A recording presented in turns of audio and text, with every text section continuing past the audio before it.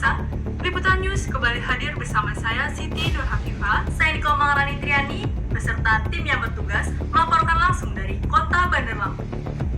Isu kesehatan mental di kalangan anak muda, terutama mahasiswa, kembali menjadi sorotan dengan serangkaian kejadian yang tragis. Bunuh diri, sebuah tindakan mengakhiri hidup yang seringkali menjadi puncak keputusasaan akibat beban masalah yang kompleks.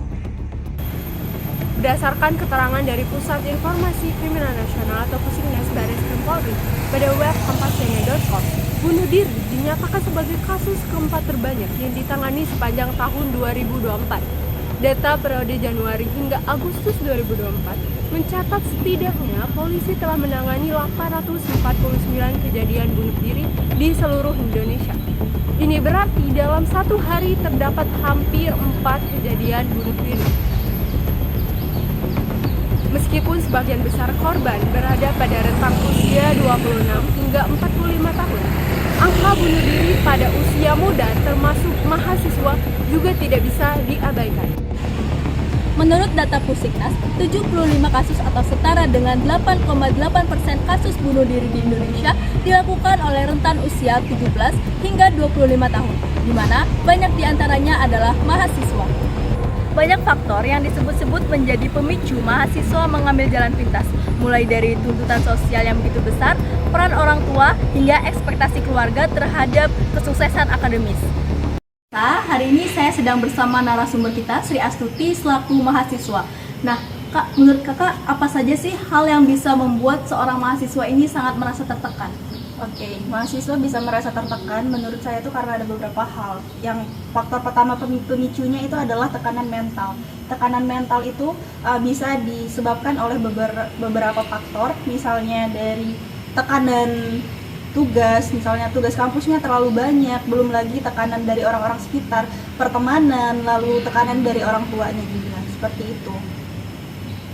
Kalau menurut Kakak, dalam lingkungan persahabatan atau mungkin lingkungan kampus, menurut Kakak siapa saja yang di sekitar mahasiswa yang bisa membantu jika mahasiswa tersebut mengalami tekanan mental? Tentu saja yang sangat membantu itu adalah pertemanan, temannya sendiri. Apabila mahasiswa itu punya sahabat dekat, maka dia bisa meminta pendapat, bahkan curhat gitu kan dengan sahabatnya. Terus ada juga orang tua. Orang tua itu merupakan orang terdekat mahasiswa. Seperti itu. Okay. Kalau menurut Kakak, kapan sih biasanya mahasiswa ini mengalami tekanan yang lebih berat gitu? Kapan? Kalau saya sendiri ya sebagai mahasiswa, ketika tekanan berat itu terjadi saat saya banyak tugas kampus, itu menumpuk setiap harinya, itu menurut saya down karena nggak bisa mengerjakannya satu persatu, karena saya harus bisa gimana caranya memanage waktu yang tepat, yang benar, kayak gitu. Nah, pertanyaan terakhir Kak, bagaimana cara kita sebagai sesama manusia itu lebih peduli dengan keadaan teman-teman kita yang sedang mengalami depresi atau tekanan mental? Peduli.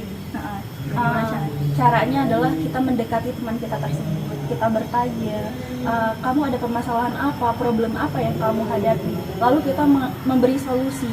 Gimana caranya agar si mahasiswa itu termotivasi untuk meningkatkan semangat hidupnya, semangat belajar, lalu semangat berkembang untuk dirinya sendiri, seperti itu. Baik, terima kasih ya Kak. Nah, pemirsa, itu tadi pendapat dari teman kami yaitu Sri Astuti. Selamat siang Ibu. Selamat siang kembali. Ada apa Ada yang perlu saya bantu? Sebagai orang tua, apa tanggapan Ibu mengenai banyaknya kasus bunuh diri yang dilakukan oleh mahasiswa ini?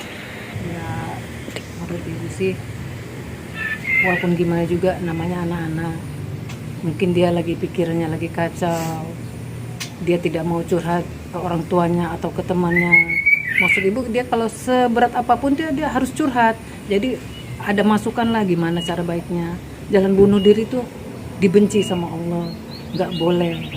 Jadi kalau bisa ya kita rangkul apapun bentuknya, jangan sampailah dicegah, jangan sampai bunuh diri. Kalau bisa, ya itu kita kan nggak tahu ya pikiran dia seperti apa. Kita sebagai manusia biasa tidak bisa menyelami secara utuh apa yang ada di pikirannya. Kita kan sebagian hanya tahu di luarnya saja, pribadi di luarnya. Ya, kembali lagi kepada si anaknya. Kalau bisa ya jangan sampailah perbuatan yang tercela itu dilakukan. Mengapa peran orang tua penting dalam menjaga kesehatan mental anak? Ada apa-apa, tetap orang tua yang harus bertanggung jawab.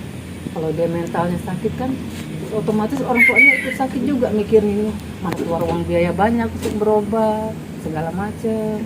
Jadi segala macamnya dia sudah ibu tekanin. Kalau ada apa-apa haruslah wajib sama orang tua. Kalau ada apa curhat, apapun bentuknya jangan dimarahin. Kalau dia udah stres dimarahin nanti dia cari jalan keluar, nanti dia jalan pintasnya nggak karu-karuan kayak gitu. Jadi ibu juga nggak setuju sih kalau anak-anak kalau lagi stres dimarahin itu nggak suka ibu.